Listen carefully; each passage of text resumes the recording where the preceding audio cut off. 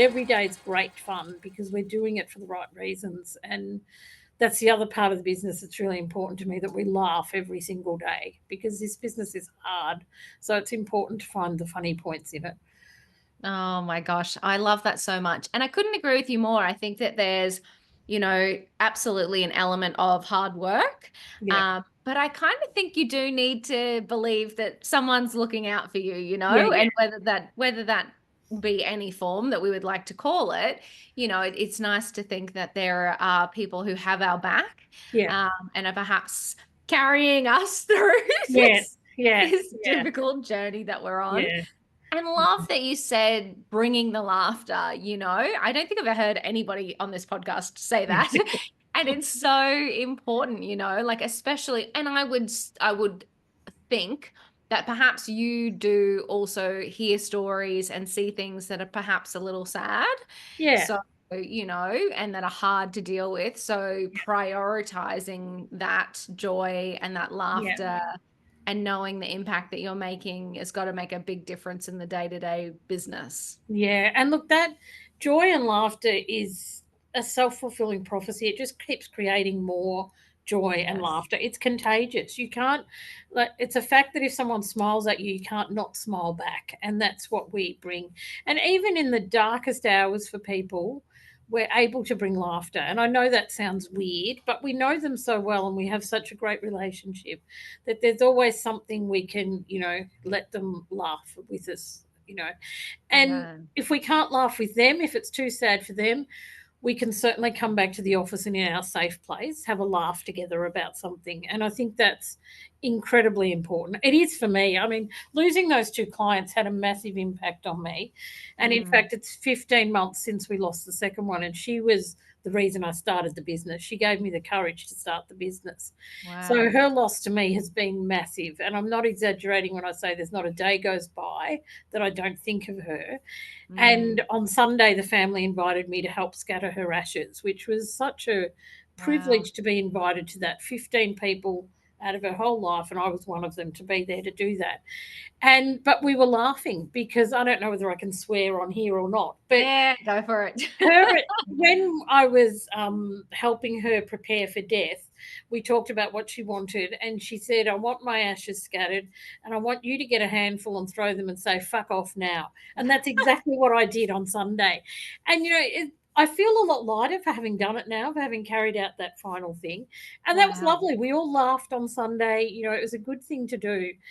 So there can be laughter in the darkest of hours too, I think, and that's when you need it the most. So, yeah. Oh, absolutely. And it's so interesting. I think that often people who are going through grief or just a hard time would love someone to bring a little joy and like let's forget about it for Yeah. 3 seconds. But Yeah. I think sometimes we feel like we can't, like we feel like Yes. we should be with them in the sadness Yeah. or with them Yeah. in the hard times.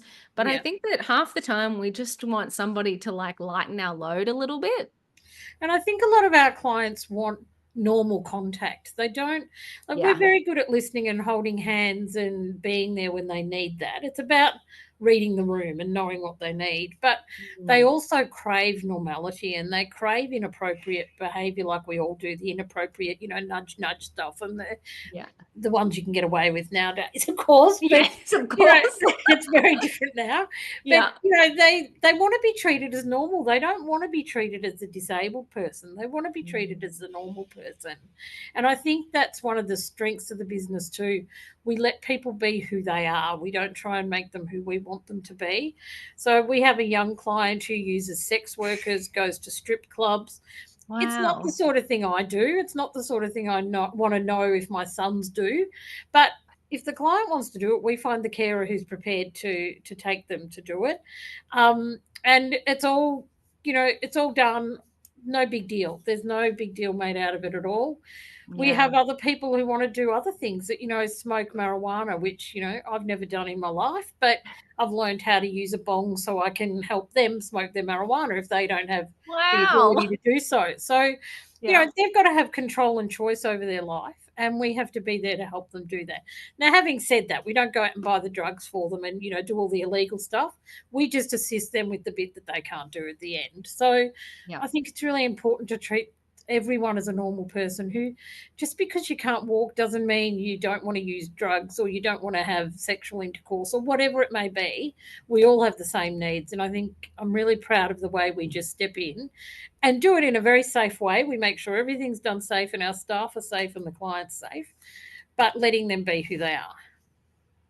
Oh, I just think that is so incredible. I think more people need to understand that we are all the same, Yes. like Yeah. perhaps some of us look a little bit different, perhaps some of us sound a little different, perhaps some of Yeah. us have limitations, but at heart, we are all craving the same kind of human connection. Absolutely. Yeah.